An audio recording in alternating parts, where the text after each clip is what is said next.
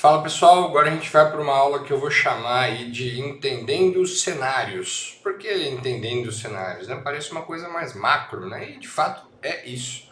Tá? Então a gente tem ali uma série de ferramentas analíticas na plataforma Quantity para te ajudar a entender, pô, a bolsa tá cara, tá barata, qual é a tendência, o que a gente pode esperar para os próximos dias, o que os principais players do mercado estão fazendo.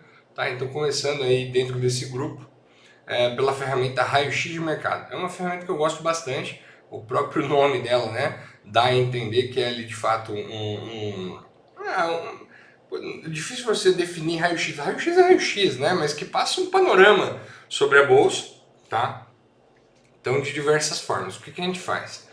Eu gosto principalmente desse carinha aqui, indicadores de sentimento de mercado. Basicamente, o que a gente faz? Mede o percentual de ativos do IBOV, depois do Small e também do agregado, né? Então juntando daí IBOV e Small. Então a gente pega o percentual de ativos acima da MM200, que é a média móvel simples de 200 períodos, né? Então a gente vê o percentual de ativos acima dessa média e plota num gráfico para a gente tentar entender o momento de mercado. Vamos para a prática um pouco? Né? Então abrir ali o gráfico. Na linha azul a gente vai ter a série de preços do Ibovespa, tá? E na linha amarela a gente tem basicamente esse percentual de ativos acima da média móvel de 200. Olha só, é um indicador bastante simples, né? Mas quando a gente coloca tratamento estatístico, né, nessas informações a gente consegue gerar um edge, né? Gerar algo ali que um proxy, gerar um sinal, né? Então chamar de sinal. Na prática, o que a gente fez? A gente encontrou as regiões, falando desse indicador amarelo, que é o percentual de ativos acima da média móvel de 200, a gente encontrou as regiões históricas que precedem correções, tá? E recuperações do mercado. Então, quando a gente entendeu, né, olhando o histórico, que de 80% a 95% dos ativos acima da média móvel de 200, quando a gente chega nesse patamar, né, quando o mercado chega naquela região, são as melhores regiões para a gente realizar lucro, para a gente fazer um hedge, para a gente entrar vendido, porque a euforia chegou num patamar muito alto. Tá? Então a gente chama essa primeira linha de otimismo elevado e aqui em cima de euforia extrema. Né? Então, olha, o mercado está eufórico, é a hora de pular fora. Né? E vamos ver se isso funciona mesmo? A gente fez ali basicamente 10 anos de teste. Então, mais recentemente, bateu, né, passou dessa linha de euforia. O que aconteceu com o mercado? Saiu de 134 mil pontos para 126. Bateu aqui também, saiu o mercado de 122 mil pontos para 114, 113 mil pontos. Vamos ver onde mais no topo. Aqui é a mesma coisa, né? Então chegou ali no alarme e falou: opa, bota o lucro no bolso que está perigoso. Saiu de 130 mil pontos para basicamente 100 mil pontos, tá? De novo, aqui também de 123, 125 mil pontos para 110 mil pontos. E por aí vai, os exemplos são vários, tá? E não só são vários, como se você olhar o histórico, isso aqui é certo em 90% das vezes, né? De fato, chegou nessa região ali de otimismo, de euforia, não tem outra. Dali um mês, 2 meses, o mercado desaba mesmo, abre boas correções. E o contrário, né, digamos assim, aqui embaixo também é verdadeiro. Para baixo de um patamar ali de 25%, especialmente abaixo de 15%, que aí são as maiores oportunidades da última década, mas esse patamar ali dos 15 aos 25 também serve muito, antecede boas recuperações. Só que demora um pouquinho mais, né? O estresse, não sei se vocês têm essa percepção, mas visualmente aqui está demonstrado.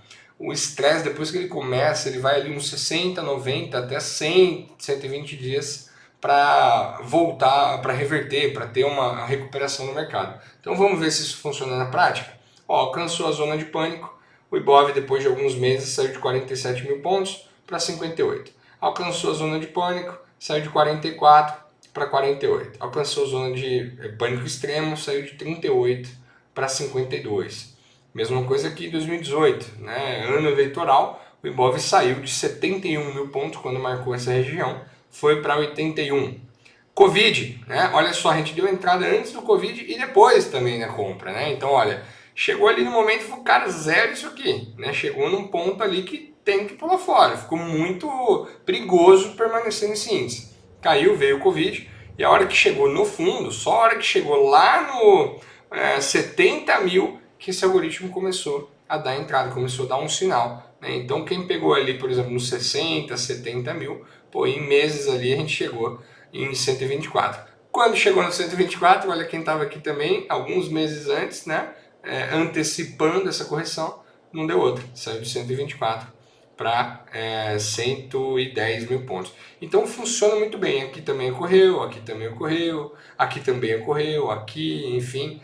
Então funciona muito bem. Agora, também tem uma zona meio cinzenta, né, que é difícil de entender tendência do mercado quando esse indicador está naquela região, que é basicamente do 40 ao 60. Então vamos pegar alguns exemplos. Olha só, do 40 ao 60. Fez que ia, não foi, voltou, uma puta vol, né? Então vai e volta, parece um cabelinho, né, desenhado. A mesma coisa aqui, vai e volta, vai e volta, vai e volta, muita vol, aqueles momentos de mercado que trucidam o patrimônio de todo mundo.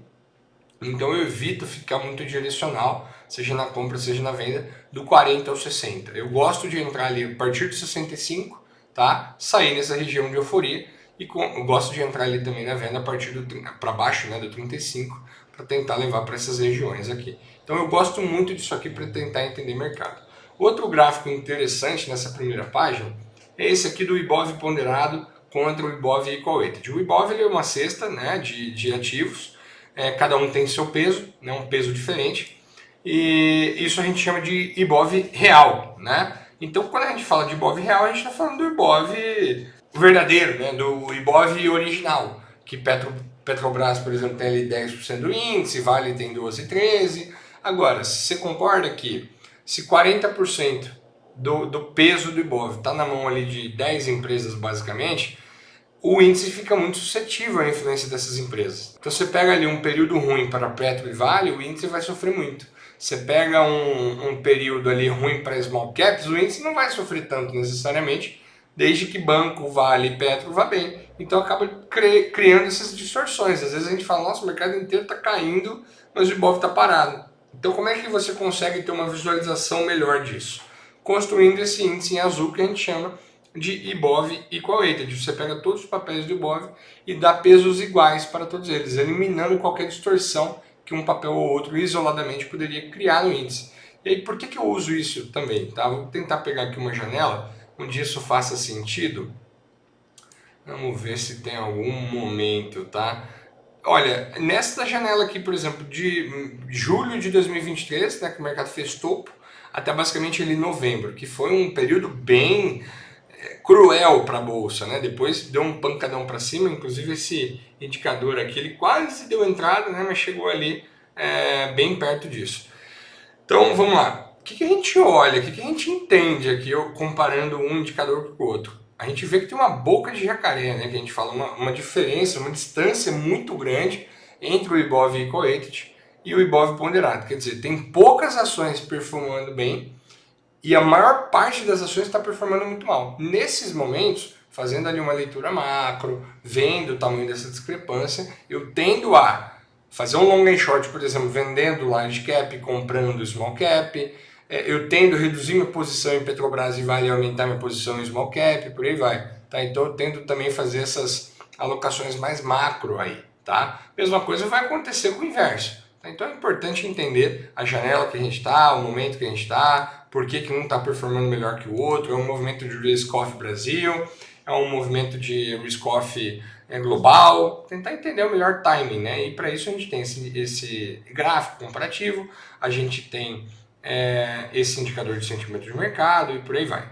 Put Call Ratio. Então aqui a gente está considerando o Put Call Ratio, é um PCR do Ibov, opções de Ibov, tá? Não são opções dos ativos que compõem Ibov, por exemplo, Petro, Vale, não. São opções de Ibov. Então a gente consegue entender ali como é que o mercado está se protegendo, se posicionando de repente para uma alta, olhando essa evolução do indicador. Também funciona muito bem, tá? Se você pegar ali, vai ver que tem um comportamento bem visível, né? Então, ó, o put call ratio explodiu, a bolsa subiu, quer dizer, os caras deixaram vencer as calls, ficaram mais pessimistas, bem lá nos 100 mil pontos, né? As pessoas são mais atrasadas mesmo no mercado. Então esse indicador funciona quase que como um reverso, né? Agora mesmo o mercado está muito ali otimista, né? Se a gente for comparar a quantidade de call e put, não dá outra. O mercado todo está caindo hoje, está querendo fazer topo, está querendo voltar, enfim. Então eu costumo usar isso aqui de maneira um pouco contrária, né? Ele me aponta para um lado e eu geralmente vou para o outro. Aqui você tem o monitoramento do dólar, então a comparação do real contra outras moedas de mercados emergentes para a gente tentar entender ali zonas de provável intervenção ali do Banco Central e por aí vai, né? Que quando o real ele se desprende dos pares, isso é um dos pontos que antecedem essas intervenções, então é importante monitorar isso. Temos aqui uma aba de performances, mostrando as maiores altas e maiores baixas do mercado, mostrando as ações mais alugadas e mais terminadas, você pode ver um gráficozinho disso também, mas esse carinha aqui, esta tabela, eu gosto bastante. Basicamente, a setorização da B3 é bastante ruim, tá? Eu particularmente não gosto. Se eu for pegar ali algumas empresas como, por exemplo, Iguatemi e GTI 11, na B3 ela está classificada como setor financeiro, só porque tem um braço financeiro dentro da empresa que controla ali toda a operação de malls deles. Então, putz, não faz muito sentido, né? É um negócio que parece esquisito. Então a gente refez, tá, essa setorização, colocamos ali, inclusive, alguns setores novos, alguns índices novos, QTZD agronegócio, QTZD educação, então a gente destrinchou um pouco mais, colocamos todos começando com 100 pontos, há 10 anos atrás, tá? E trouxemos a valor presente, já fizemos o desempenho dele acumulado, fazendo rebalanceamento e tudo mais, ao longo desses anos todos. E aí de cara, você batendo o olho, você vai ver o quê? Olha, que as holdings no Brasil subiram ali 8 vezes, praticamente em 10 anos. Aqui vai entrar o quê? Dexco, Itaúsa, Cosan, esse tipo de empresa. Serviços, historicamente, não é um setor bom para investir no Brasil. Começou com 100 pontos lá 10 anos atrás, está com 9, caiu 90% em média. Em média. Consumo cíclico, multiplicou por 3. Transporte, está em linha. Então Azul, Gol, esse tipo de ação que realmente dá um pouco mais de dor de cabeça mesmo, é muito cíclico. Agronegócio, 570, materiais básicos, 420. Então como é que a gente entende isso? Não só a gente consegue ver quais setores historicamente são bons ou ruins de investir, como também ciclicidade. Olha, imobiliário subiu 30% em 10 anos. Quer dizer que é ruim necessariamente? Não, quer dizer que é cíclico. Abre o gráfico.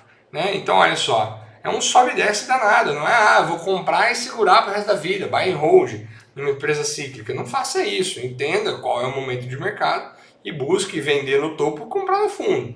Se a gente olhar ali materiais básicos, vamos ver qual é o comportamento que a gente vê. Também tem uma ciclicidade, mas no geral o caminho é para cima, commodities, metais, de fato isso acontece.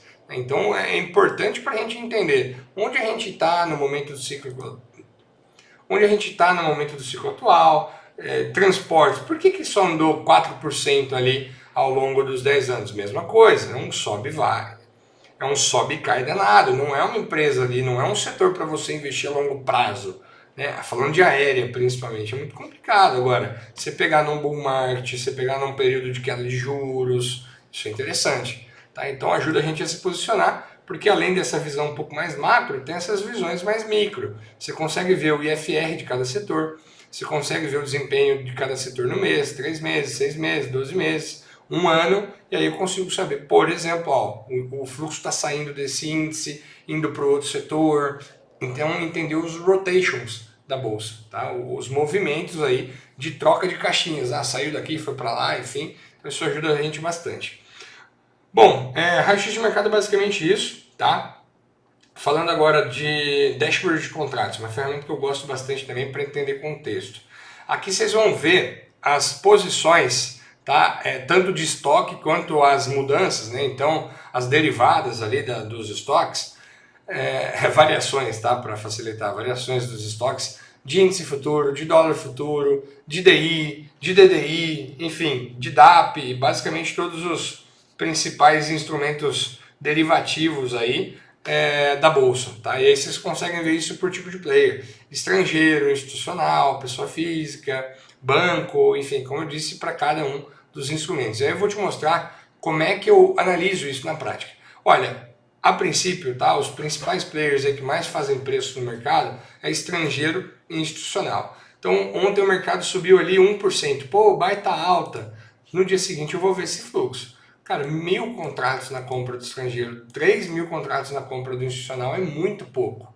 É muito pouco. Quer dizer, então subiu sem muita confiança. Não é, o gringo entrou, foi lá, botou a grana, tá confiante. Mal botou dinheiro, muito pouco, tá? O dólar, pô, caiu 0,38.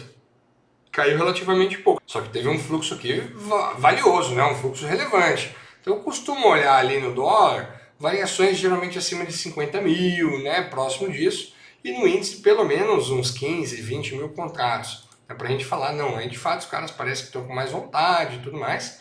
Aí tem um second level thinking aqui que é o seguinte: se a gente sabe que estrangeiro e institucional são os principais players, pô, se os caras estão agindo na mesma direção, e aí, óbvio, com uma magnitude, né, interessante o suficiente, né, que diga alguma coisa, igual esse exemplo que eu dei, pô, isso faz bastante sentido, né? Porque, vamos lá, se a gente vê que a bolsa subiu esse 0,96, com o estrangeiro comprando 20 mil contratos e institucional comprando mais 25, pô, subiu com muita confiança, porque inclusive os dois foram para o mesmo lado. Agora, se o estrangeiro comprou 20, o institucional vendeu 20, ou vice-versa, eu já fico mais indeciso. Se é uma batalha de gigantes ali, o mercado está mais indeciso, enfim. Tá? Então, basicamente, eu não gosto muito. Nos DIs, uso isso aqui basicamente para alocação macro também e principalmente em books de renda fixa. Tá? Então, se a gente olhar ali 2023, olha o que o gringo fez nos DIs. Teve um aumento muito grande de posição, isso aqui é medido em PU, né? Então se o cara está comprando PU, ele está vendendo taxa, ele está aplicando. Né? Então nesse momento ali no começo de 2023, cara, quem pegou debenture, quem pegou pré-fixado e saiu obviamente ali dos pós, né? E fez uma migração para IPCA+, para pré, desceu o porre, porque esse investimento, essa aplicação aqui em taxa do gringo, cara, a curva de juros fechou muito. Então quem pegou ali, como eu disse, esses títulos pré-IPCA+, no começo de 23, porra, coisa de 6 meses tinha papel valorizando horrores. Né? Então eu usei essa informação, fui entrar ali no final, mais ou menos de fevereiro. Falei, cara, tá começando uma tendência aqui, né? E aí fazia também bastante sentido para o que eu estava enxergando. Tá? A minha visão também apontava ali para cima, um fechamento de curva, então aplicar a taxa. Você vê que o institucional também fez esse movimento nesse período, então eu fui junto. Aproveitei essa leitura de dados do mercado e fui junto. Tá? Por fim, ainda nessa linha, a gente tem ali o fluxo na bolsa. O fluxo na bolsa, ele é um consolidador, tá? Do fluxo na bolsa, brincando. Então a gente divide basicamente fluxo à vista e fluxo nos futuros por player no dia a dia, na semana a semana, mês a mês e ano a ano. Então quando você entra aqui nessa tela, você consegue saber mais ou menos o gringo está entrando, não está, quem está mantendo esse inflow de dinheiro, quem está tirando tanto dinheiro da bolsa. Então a gente consegue já ver que institucional está colocando um pouco mais, mas ainda está ali bem meio a meio, não tem uma tendência clara.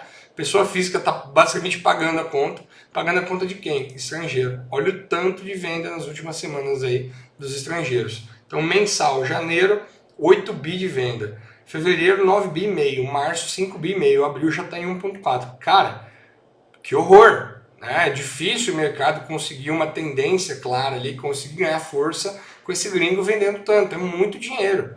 A gente consegue comparar aqui ano a ano também. Então, em 2023, por exemplo, o gringo botou 37 bi. Pô, 24 já vendeu 24. É muita grana, cara. A venda dos estrangeiros está muito forte em 2024. Aqui vocês conseguem ver a evolução mensal. Aqui comparar o total, né? Então cruzando a vista contra futuro. Aqui também vê o acumulado mais em gráfico, tá? Então tem o total, que é a soma do cash em verde, mais o futuro em amarelo, tá? Então você vê, de fato, o gringo pode até ter estabilizado ali um pouco o futuro, mas o cash ele não para de vender, as ações ele não para de vender. Ele começou a comprar no comecinho do ano e depois já virou a mão no meio de janeiro para frente, tá? Isso aqui é muito difícil, você ter tendência nas ações, porque tem um mamute vendendo, né? E aqui por fim vocês conseguem comparar. Então olha, por mais que esteja bastante negativo, vejam que esse começo de ano ele está bem parecido aqui em 2024, que é a linha azul, com o começo de 2023. né? Então começou positivo, fez uma barriguinha aqui e estabilizou. Será que também não vai continuar, né, nesse padrão de repente estagnar até o terceiro trimestre, depois subir no final do ano? Cara, quem sabe, né? Então é importante a gente ter essas visões, né? De, o gringo tá comprando bolsa, não tá? Eu vou ficar mais confortável de aumentar o meu percentual de renda variável quando? Quando eu começar a ver aqui umas 4, 5 barrinhas relevantes, pô, 1 bi um dia, 1 bi e meio no outro dia, 2 bi no outro dia, então uma sequência ali que me fala, olha, agora o gringo acho que ficou mais animado, agora o gringo quer começar a colocar dinheiro. Quando eu ver alguma coisa assim, tá? Só que também o contrário é verdadeiro. Se você vê o gringo fazer isso aqui todo dia, todo dia, todo dia, todo dia, aí você precisa ir um pouco mais a fundo. Olha lá o raio-x, se a gente já não está numa zona de euforia, olha o futuro, né? Então olha ali o dashboard de contratos, se esse cara está comprando curva ou vendendo curva, enfim, tá? Então eu chamo essas ferramentas aí de ferramentas auxiliares para entender cenário. Tem mais uma última, que é a curva de juros, né? Tem tudo a ver com macro, que nela a gente consegue ver basicamente a curva hoje, no pregão anterior, 5 dias atrás e 30 dias atrás, para a gente entender se o mercado está mais otimista, está mais pessimista. Então a gente vê aqui que o mercado está mais pessimista, né? Porque a curva 30 dias atrás era essa amarela, e olha como ela empinou, né? Então os vértices ali 31, na verdade de 25 para frente, né? Aumentou bem, né? O mercado está precificando mais risco, os players estão precificando mais risco no mercado, consequentemente fazendo subir as taxas futuras, com origem nesse receio todo, né? Então o mercado está azedo, que a gente fala. Aqui você consegue ver um detalhamento de cada vértice no dia, quantos bips está saindo ali, está subindo o J25, o N26, o que vocês quiserem ver. Vocês podem também ver cada contrato numa lupa, né? Selecionou ali, vai abrir o gráfico dele, então olha que barra feia, né? Um F26 subindo bem. Hoje foi um dia, por exemplo, que saiu o IPCA abaixo do esperado, mas o CPI veio ruim, né? Aí azedou a S&P 500, o Biden já está falando que as empresas precisam ajudar a baixar a inflação, aí o mercado já fala que o Fed não vai conseguir cortar, essa cagada toda, né? Alguém espirrou aqui, né? Tem aquela brincadeira. E aí, por fim, temos um módulozinho, uma abinha de decisões do Copom, onde vocês conseguem ver as expectativas para a Selic em cada uma das próximas reuniões do comitê. Então, como é que a gente vê isso? Basicamente aqui embaixo, tá? Mais embaixo ainda tem o histórico de decisões e o histórico da Selic, mas aqui embaixo a gente consegue ver que para a próxima reunião, de 8 de maio, por exemplo, o mercado está esperando uma queda de 0,55. Não tem como cair de 0,55, né? É de 25 e 25. Então, quer dizer, está próximo de um consenso de 0,50, mas tem uma pequena parcela do mercado apostando em altas maiores, provavelmente de 0,75. Mas é quase um consenso para estar tão próximo assim de 0,50 que o corte vai ser de 0,50. Em junho, pô, já está ali no zero, né? Então o mercado está indeciso.